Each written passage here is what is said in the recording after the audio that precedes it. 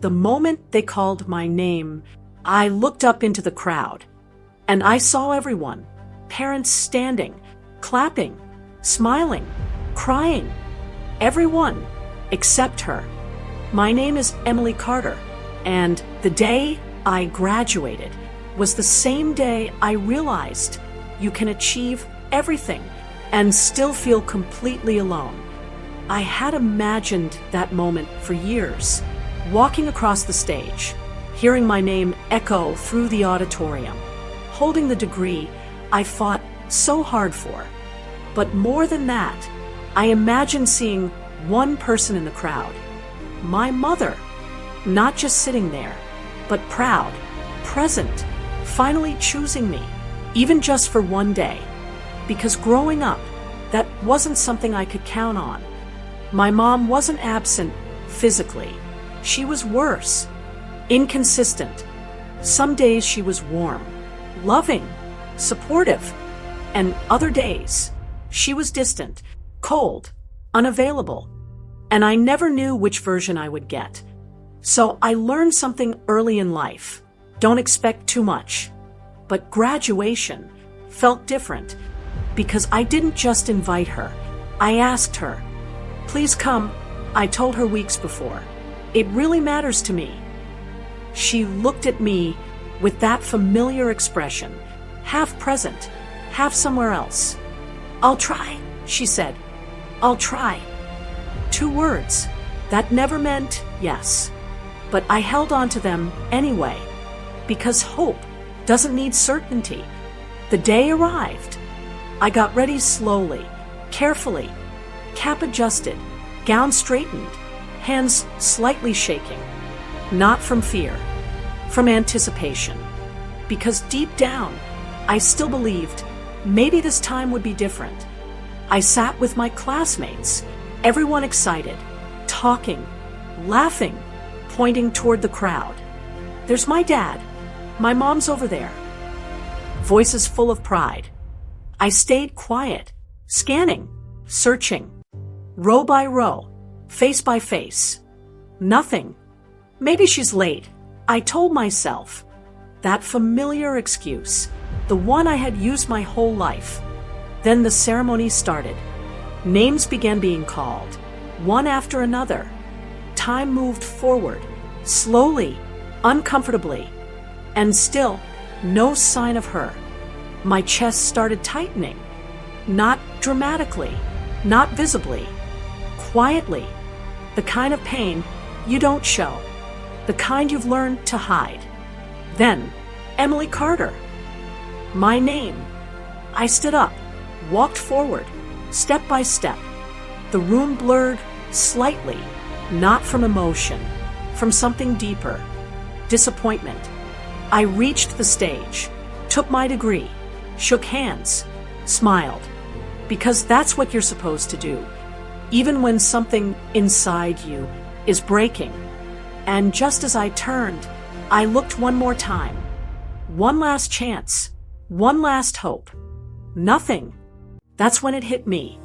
Not slowly, not gently, completely. She wasn't coming.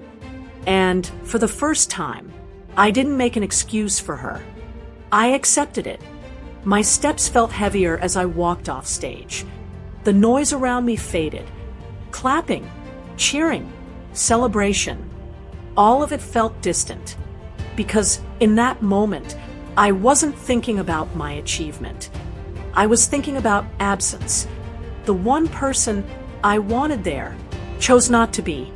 And something inside me finally gave in.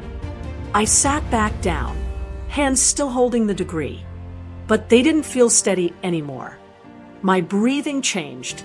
Short, uneven. My vision blurred. And before I could understand what was happening, everything went dark.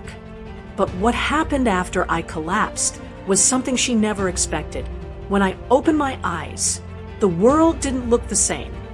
Bright lights, voices, concerned faces.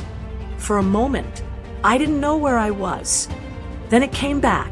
Graduation, the stage, the empty seat, and her. or more accurately, her absence. "Emily, can you hear me?" A voice close to me, gentle, careful. I nodded slightly. "Take it easy," someone said. "You fainted." Fainted. The word felt distant, because what I experienced wasn't just physical. It was emotional overload. Years of quiet disappointment compressed into one moment, and my body couldn't hold it anymore. They helped me sit up, gave me water, asked questions. But I wasn't fully there, because my mind was stuck on one thing. She didn't come. Not even today. After everything. That realization didn't hurt loudly. It hurt quietly, deeply. The ceremony continued without me. Life moved forward, as it always does. But something inside me stood still. Later that evening, I checked my phone. No missed calls, no messages, nothing. Not even a simple, "Sorry I couldn't make it." Just silence. And that silence said more than anything else ever could. That night, I didn't cry. I didn't break down. I just lay there, staring at the ceiling, because something had shifted. Not my love for her, but my expectations. They disappeared completely. But days later, something happened that changed everything. 3 days passed. No contact, no explanation, no apology, until my phone rang. Her name on the screen. For a moment, I just stared at it, because now it felt different. Not hopeful, not emotional, neutral. I answered, "Emily." Her voice sounded different, not distant, worried. But what she said next changed everything between us. I didn't make it because... She paused. And for the first time, I heard something I had never heard before. Regret.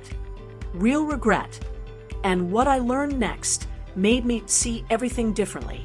When she saw what happened to me, when she understood the impact, something broke. Not in me, in her.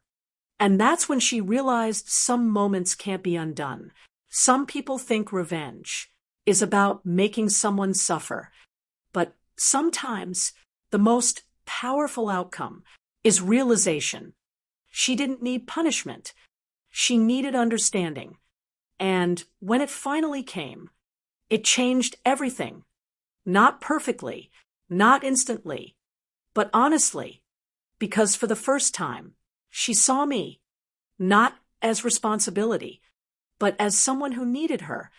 And maybe that was the real ending. Not perfect, but real. If this story touched you, remember this. Sometimes the deepest pain comes not from what people do, but from what they fail to show up for. Presence matters. More than words, more than promises. Have you ever experienced a moment like this? If this story moved you, show your support. Follow for more powerful emotional stories. And thank you for watching.